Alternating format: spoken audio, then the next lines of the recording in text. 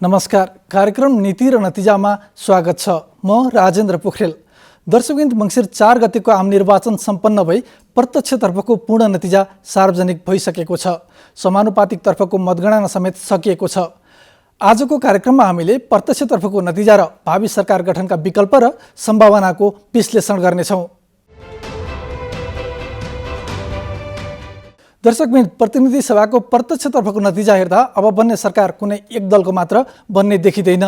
दुई वा दुईभन्दा बढी दल मिलेर गठबन्धन सरकार बनाउनु पर्ने जनादेश दलहरूलाई प्राप्त भएको छ। कार्यक्रम सुरु गरौँ प्रतिनिधि सभाको प्रत्यक्षतर्फको चुनावी नतिजा र भावी सरकार गठनका विकल्पहरू समेटिएको यो सामग्रीबाट। प्रत्यक्ष निर्वाचनतर्फ दलहरूले जितेको सिट सङ्ख्या र समानुपातिकतर्फ दलहरूले प्राप्त गरेको मतलाई हेर्दा सङ्घीय सरकार गठनका लागि कुनै पनि एक दलको बहुमत नपुग्ने प्रष्ट देखिएको छ। समीकरणमा हेरफेर नभए निर्वाचनमा गठबन्धन गरेका दलहरू मिलेर सङ्घीय सरकार गठन गर्न बहुमत पुर्याउन त्यति सहज देखिएको छैन। निर्वाचनबाट उदय भएका नयाँ दलहरू राष्ट्रिय स्वतन्त्र पार्टी, जनमत पार्टी, नागरिक उन्मुक्ति पार्टीको पनि समर्थन लिनुपर्ने अवस्था सिर्जना भएको छ। यद्यपि प्रत्यक्षतर्फ प्राप्त भएको सिट र समानुपातिकतर्फ आएको मतको विश्लेषण गर्दा सत्ता गठबन्धनमा रहेका 4वटा दलको कुल सिट सङ्ख्याले बहुमत पुग्ने देखिएको छ। समानुपातिकतर्फको सिट बाँडफाँड गर्नका लागि विशेष सूत्रको प्रयोग गरिने भएकाले प्राप्त मतको प्रतिशतका आधारमै सिट बाँडफाँड हुन्छ भन्ने कुराको सुनिश्चितता छैन। सङ्घीय सरकार गठनका लागि संसदमा बहुमत पुग्न 138 सिट आवश्यक हुने व्यवस्था छ। प्रत्यक्षतर्फको चुनावी परिणाम हेर्दा नेपाली काङ्ग्रेस 57, नेकपा एमाले 44, नेकपा माओवादी केन्द्र 18, नेकपा एकीकृत समाजवादी 10, जनता समाजवादी पार्टी, राष्ट्रिय स्वतन्त्र पार्टी र राष्ट्रिय प्रजातन्त्र पार्टी 7-7 स्थानमा विजयी भएका छन्। लोकतान्त्रिक समाजवादी पार्टी 4, नागरिक उन्मुक्ति पार्टी 3, नेपाल मजदुर किसान पार्टी, जनमत पार्टी र राष्ट्रिय जनमोर्चा 1-1 स्थानमा विजयी भएका छन्। 5 जना स्वतन्त्र उम्मेद्वारहरू विजयी भएका छन्। यता प्रदेश सरकार गठनका लागि भने 7 मध्ये 6वटा प्रदेशमा सत्ता गठबन्धन दलहरूको सरकार बनाउन मिल्ने गणित सहजै पुग्ने देखिएको छ।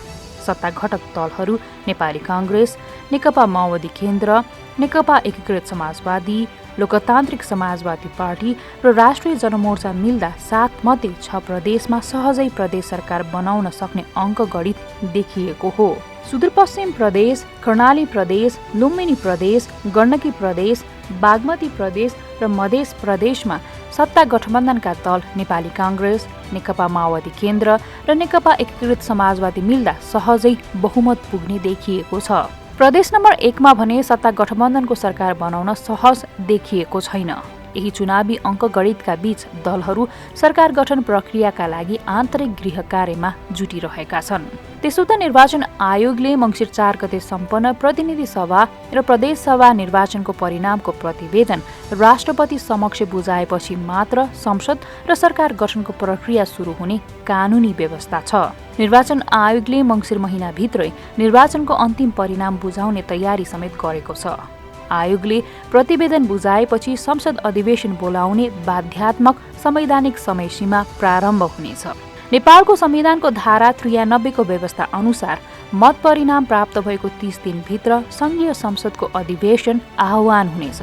अधिवेशन आह्वानसँगै संसदको ज्येष्ठ सदस्यले पहिलो बैठकमा बाँकी सदस्यहरूलाई शपथ ग्रहण गराउनुपर्छ।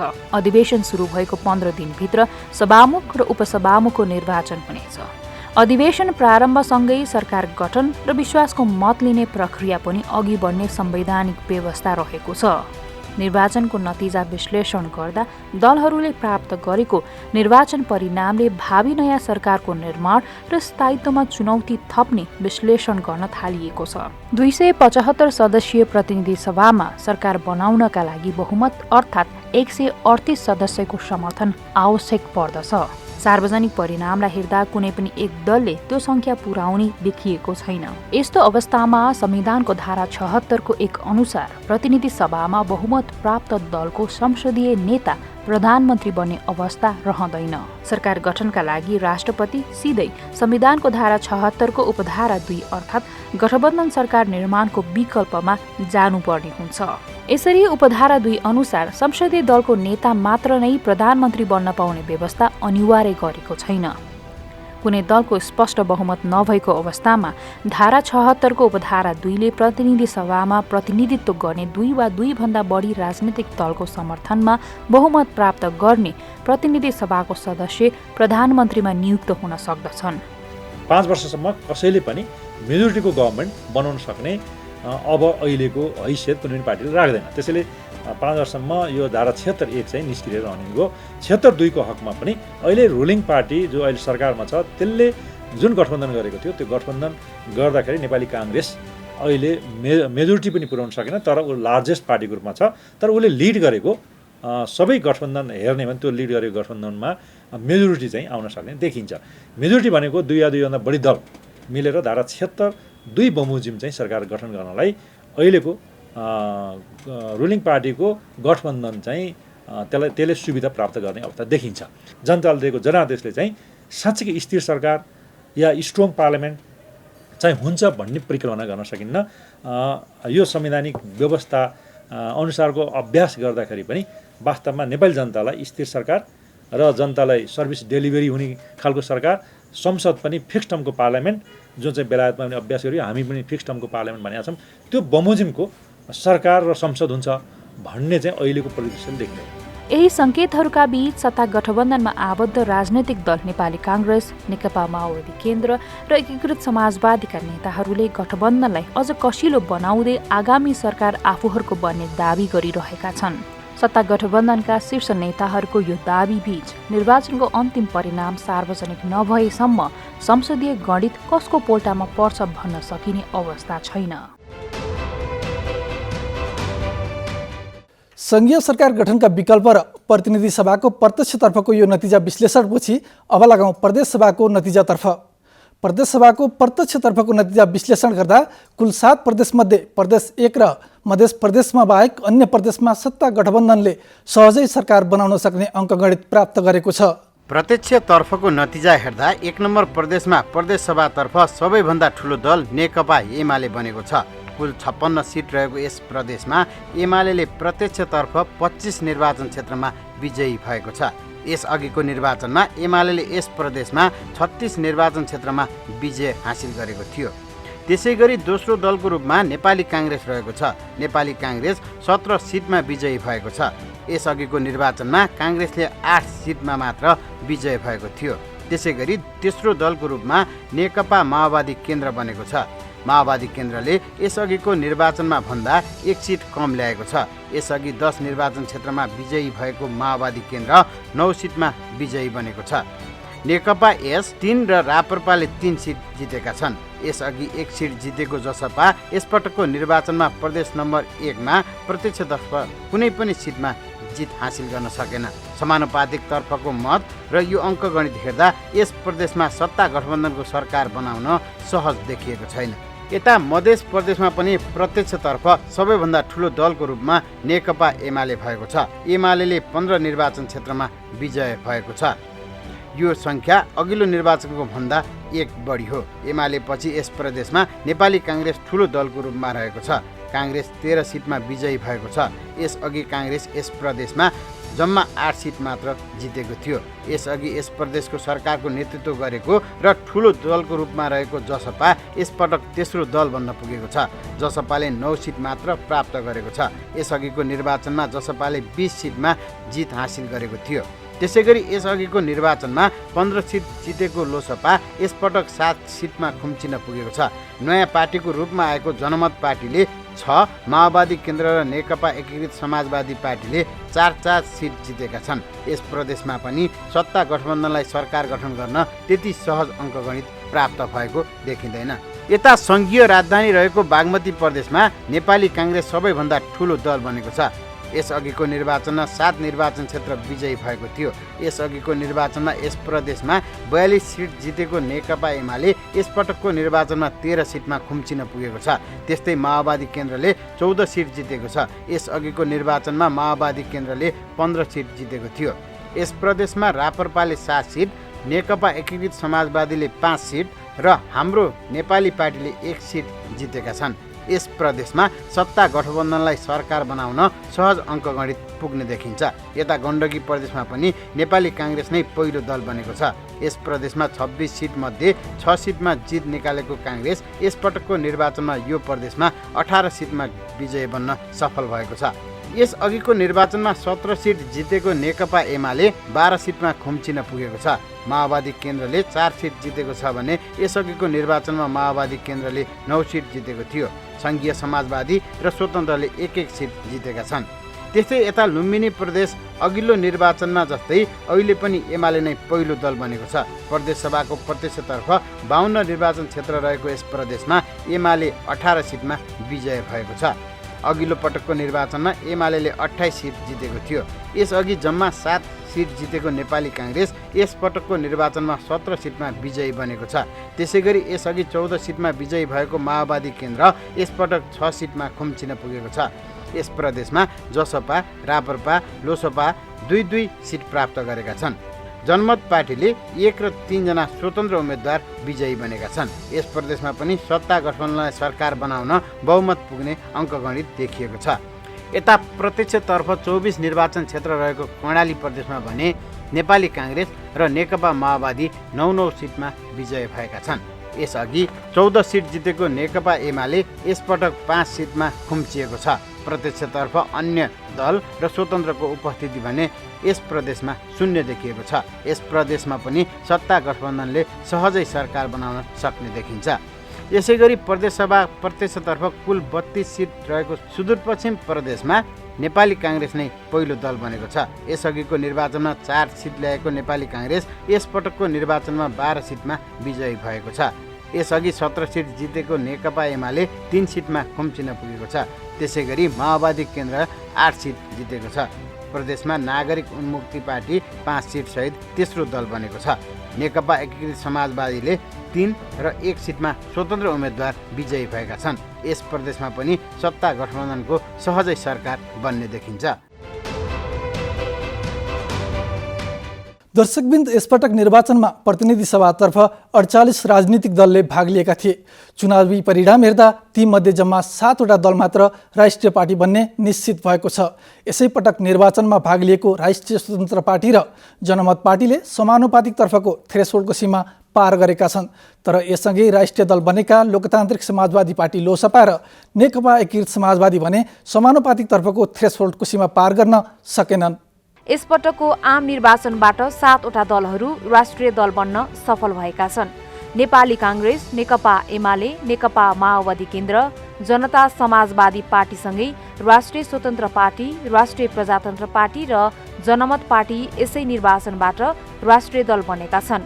राष्ट्रिय दल बन्नका लागि समानुपातिक तर्फ सदर मतको 3% थ्रेस होल्ड पार गर्नुपर्छ भने प्रत्यक्षतर्फ कम्तीमा 1 सिट जितेको हुनुपर्दछ।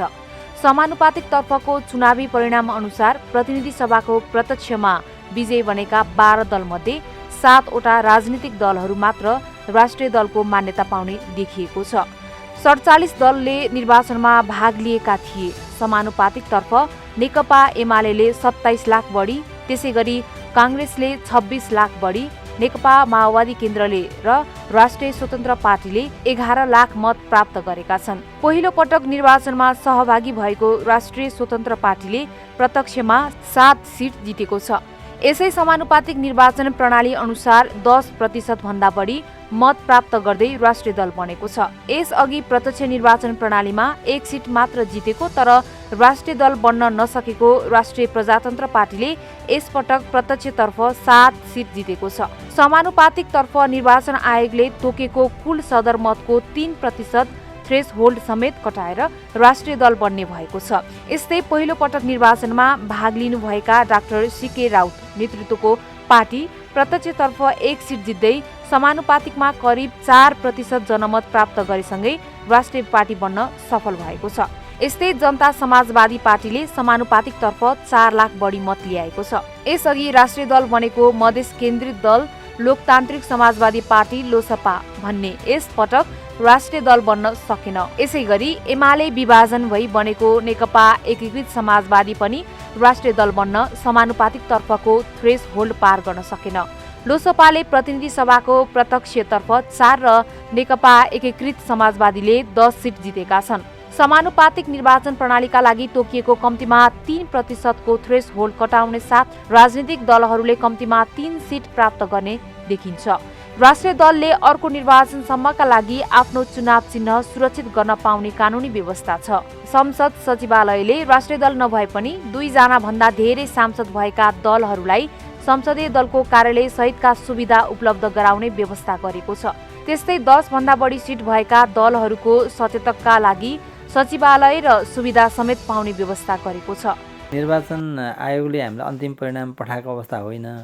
सञ्चार मिडियाबाट जानकारी भएअनुसार अहिले विभिन्न दलहरूले विभिन्न सङ्ख्यामा मान्य सदस्यहरूको निर्वाचित भएर आउने स्थिति देखेपछि हामीले सङ्घीय संसद सचिवालयले चाहिँ ऐन कानुनमा व्यवस्था भएअनुसार उहाँहरूलाई सुविधा व्यवस्था गर्नुपर्ने हुन्छ। अब त्यही हिसाबले हेर्दाखेरि एउटा चाहिँ मान्य सदस्यहरूले पाउने सुविधा भनेको सांसदहरूको सेवा सुविधा सम्बन्धी ऐनमा व्यवस्था गरेको छ। अर्को चाहिँ दल सम्बन्धी कानुनको व्यवस्था छ हामीसँग। 2 जना मान्य सदस्यहरू यदि कुनै दलबाट प्रतिनिधित्व गर्नुहुन्छ भने सङ्घीय संसदमा उहाँहरूले दल खोल्न पाउने राइट्स भएको हुनाले त्यो दल खोलिसकेपछि दलको कार्यालय व्यवस्था गर्नु चाहिँ संसद सचिवालयको कर्तव्य हुन आउँछ। अब हामीले त्यही अनुसार उहाँहरूलाई दलको साइज अनुसार अब धेरै सङ्ख्यामा मान्य सदस्य हुनेहरूको लागि हामीले त्यही अनुसारको उहाँलाई मिटिङ हल अनि पदाधिकारीको लागि कार्यकक्ष यातायातको सुविधा लगायतका कुराहरू व्यवस्था गर्छौँ। अब कमसेकम 10 जना सांसद भएको पार्टीले त्यो सुविधा उपभोग गर्न पाउँछ। 10 जनाभन्दा बढी भयो भने अब त्योभन्दा कम भएकाहरूको लागि हामीले कमसेकम कार्यालय भेटघाट गर्ने स्थान दलका नेताहरू बस्ने ठाउँ त्यतिसम्म हामी व्यवस्था गर्छौँ। यो बाहेक विगतमा एउटा अनुभव के छ भने राष्ट्रिय दल नभएका तर दलमा 1 जना मात्रै प्रतिनिधित्व गर्ने दलहरूले पनि कार्यकक्षको उपभोग गर्नुभएको थियो। त्यसलाई हामीले निरन्तरता दिने हामी पक्षमा छौँ। यो हिसाबले हामीलाई थुप्रै कार्यकक्षहरू व्यवस्था गर्नुपर्ने छ। अहिले शहरी विकास मन्त्रालय सिंहदरबार पुनर्निर्माण समिति लगायतसँग हामीले पत्रचार गरेर यो यो सिंहदरबारभित्र कुन ठाउँमा खाली छ ती ठाउँहरूको वैकल्पिक उपायहरू हामी खोजिरहेछौँ। यहाँ भएन भने हामी बानेश्वरमा रहेका कोठाहरूलाई पनि उपयोग गर्छौँ। अब विशेष गरी समितिहरू यतातिर क्रियाशील हुने भएको हुनाले सिंहदरबारपट्टि क्रियाशील हुने हुनाले उहाँहरूको कार्यकक्ष सिंहदरबार भयो भने चाहिँ उहाँहरूलाई सजिलो सहज हुन्छ धेरै कामहरू गर्न। हो त्यो हिसाबले हामीले चाहिँ अहिले व्यवस्थापन गरिरहेछौँ। यो बाहेक अब निर्वाचनको अन्तिम परिणाम आउने स्थिति भइसक्यो। अब यसको परिणाम आएको 1 महिनाभित्र संसद बैठक आह्वान गर्ने हाम्रो कानुनी व्यवस्था पनि रहेको हुनाले राष्ट्रिय सभा र प्रतिनिधि सभाको बैठक आयोजना गर्नको लागि हलहरूलाई मर्मत गर्ने, सिटहरूको व्यवस्थापन गर्ने, इलेक्ट्रोनिक इक्विपमेन्टहरूको मर्मत टेस्ट गर्ने कामहरू हामीले गरिरहेछौँ। अहिले पनि बानेश्वरमा चलिरहेको छ। सरसफाइको कामहरू पनि चलिरहेको छ र यहाँ सिंहदरबारमा हामीले हलहरूलाई रङरोगन गर्ने यहाँ पनि समितिका चाहिँ कार्यकक्षहरूलाई व्यवस्थित गर्ने कामहरू गरिरहेका छौँ र जनशक्ति हामीले व्यवस्थापन गर्नुपर्ने हुन्छ दलको कार्यालयहरूमा। त्यसको लागि हामी जनशक्ति तयार गरिरहेका छौँ। यसरी अहिले यसको तयारी चलिरहेछ। यसैबीच निर्वाचन परिणाम अन्तिमतिर पुगिरहँदा संसद सचिवालयले नयाँ संसद बैठकको तयारीका लागि आवश्यक भौतिक पूर्वाधार निर्माण कार्यलाई तीव्र बनाएको छ। त्यसका साथै सरसफाई, रङरोगन गर्ने लगायतका कामहरू पनि गरिरहेको छ। अहिले नयाँ सांसदको स्वागत गर्न तथा नयाँ पार्टीका लागि संसदीय दलको कार्यालय व्यवस्थापन, सभाहाल, फर्निचर व्यवस्थापन लगायतका भौतिक तयारीको काम भइरहेको छ। निर्वाचन आयोगले मतगणना सम्पन्न गरेर निर्वाचित सांसदहरूको अन्तिम नामावली सङ्घीय संसद सचिवालयमा पठाएपछि शपथ ग्रहणको काम सुरु हुनेछ। त्यसपछि सरकार गठनको प्रक्रिया अघि बढ्नेछ। राष्ट्रिय दलको यो प्रसङ्गपछि अब कुरा गरौँ सङ्घीय सदनमा समावेशिता प्रतिनिधित्वको। सङ्घीय सदनमा समावेशी प्रतिनिधित्वका लागि यसपटक पनि समानुपातिकै भर पर्ने अवस्था सिर्जना भएको छ। निर्वाचनमा प्रत्यक्षतर्फ कुल 165 सिटमा जम्मा 9 जना महिला निर्वाचित भएका छन्। त्यसैगरी जनजाति समूहबाट 38 जना निर्वाचित भएका छन्। प्रतिनिधि सभाको प्रत्यक्षतर्फका 165 सिटमा देशभरबाट 2452 जनाको उम्मेदवारी परेको थियो। त्यसमध्ये महिला उम्मेद्वारको सङ्ख्या 229 थियो। यस्तै प्रदेशसभाको प्रत्यक्षतर्फ 330 सिटमा 3326 जनाको उम्मेदवारी परेकोमा महिला 286 जना थिए। कुल उम्मेद्वारमध्ये महिलाको सङ्ख्या प्रतिनिधि सभाको प्रत्यक्षतर्फ 9.33% र प्रदेश सभामा 8.59% थियो। निर्वाचनमा काङ्ग्रेस नेतृत्वको 5 दलीय सत्ता गठबन्धनबाट र एमाले नेतृत्वको गठबन्धनबाट 25 जना महिला मात्र प्रत्यक्षतर्फ चुनावी मैदानमा उत्रिएका थिए। एमाले 11, माओवादी केन्द्रले 7, काङ्ग्रेसले 5, एकीकृत समाजवादी र राष्ट्रिय जनमोर्चाले 1 जना महिलाले उम्मेद्वार उठाएको थियो। यीमध्ये एमालेबाट 4 जना निर्वाचित भए, राष्ट्रिय स्वतन्त्र पार्टीका 2 जना निर्वाचित भए। नेपाली काङ्ग्रेस, नेकपा माओवादी केन्द्र र नागरिक उन्मुक्ति पार्टीबाट 1 जना निर्वाचित भएका छन्। सबै गरेर प्रतिनिधि सभाको प्रत्यक्षतर्फको निर्वाचनमा जम्मा 9 जना महिला निर्वाचित भएका छन्। निर्वाचित हुने महिलाहरूमा एमालेबाट जुली कुमारी महतो, विद्या भट्टराई, ज्वाला कुमारी शाह र भगवती चौधरी हुनुहुन्छ। यस्तै राष्ट्रिय स्वतन्त्र पार्टीबाट सोभिता गौतम र डाक्टर तोशीमा कार्की हुनुहुन्छ। काङ्ग्रेसबाट सीता गुरुङ, माओवादी केन्द्रबाट रेखा शर्मा र नागरिक उन्मुक्ति पार्टीबाट रञ्जिता श्रेष्ठ रहनु भएको छ। 2074 सालको प्रतिनिधि सभा सदस्यको निर्वाचनमा 165 निर्वाचन क्षेत्रबाट 7 जना प्रत्यक्ष निर्वाचित भएका थिए। यसपटक 2 जना बढी महिला प्रत्यक्षतर्फ निर्वाचित भएका छन्। 2074 को निर्वाचनमा मध्य प्रदेश बाहेक सबै प्रदेशबाट महिला प्रतिनिधि निर्वाचित भएका थिए। यसपटक कर्णाली प्रदेशमा महिला प्रतिनिधित्व शून्य भएको छ भने बागमती प्रदेशमा 2 जना, मध्य प्रदेशमा 2 जना, प्रदेश नम्बर 1 मा 2 जना महिला प्रतिनिधि चयन भएका छन्। लुम्बिनी, गण्डकी र सुदूरपश्चिम प्रदेशबाट 1 जना महिला प्रतिनिधि चयन भएका छन्। त्यसैगरी जनजातितर्फ 38 जना जनजाति समूहका प्रतिनिधि निर्वाचित भएका छन्। प्रदेशगत रूपमा हेर्दा सुदूरपश्चिमबाट 4 जना, कर्णालीबाट 2 जना, लुम्बिनीबाट 5 जना, बागमतीबाट 8 जना, गण्डकीबाट 5 जना, मध्य प्रदेशबाट 4 जना र प्रदेश नम्बर 1 बाट 10 जना निर्वाचित भएका छन्। 2074 सालको निर्वाचनमा 42 जना जनजाति सांसद निर्वाचित भएका थिए। त्यसैगरी मधेसीतर्फ मध्य प्रदेशबाट 19 जना, लुम्बिनी प्रदेशबाट 2 जना र प्रदेश नम्बर 1 बाट 2 जना गरी 23 जना मधेसी प्रत्यक्ष निर्वाचित भएका छन्। 2074 को निर्वाचनमा 32 जना मधेसी प्रत्यक्ष निर्वाचित भएका थिए। यसपटकको निर्वाचनमा लुम्बिनी प्रदेशबाट 1 जना दलित प्रतिनिधि निर्वाचित भएको निर्वाचन आयोगको तथ्याङ्क छ। 2074 को निर्वाचनमा 165 निर्वाचन क्षेत्रबाट 4 जना दलित प्रत्यक्ष निर्वाचित भएका थिए। यसपटकको निर्वाचनमा प्रत्यक्षतर्फ प्रदेश सभामा मुस्लिम समुदायबाट कोही पनि निर्वाचित भएका छैनन्। 2074 को निर्वाचनमा 3 जना मुस्लिम समुदायका प्रत्यक्ष रूपमा निर्वाचित भएका थिए। त्यसैगरी विजयी उम्मेद्वारहरूको उमेरगत विश्लेषण गर्दा संसदमा युवा प्रतिनिधित्व कम देखिन्छ। 25 वर्षदेखि 40 वर्ष उमेर समूहबाट जम्मा 10 जना सांसद निर्वाचित भएका छन्। त्यसैगरी 41 वर्षदेखि 60 वर्ष उमेर समूहभित्रका 98 जना निर्वाचित भएका छन्। 61 देखि 70 वर्ष उमेर समूहभित्र 44 जना, त्यसैगरी 71 माथिको उमेर समूहका 12 जना निर्वाचित भएका छन्। हवस् त दर्शकवृन्द, आम निर्वाचनको चुनावी विश्लेषणसँगै आजलाई नीति र नतिजा कार्यक्रमबाट सबै सहकर्मी साथीसँगै मलाई पनि बिदा दिनुहोस्। नमस्कार।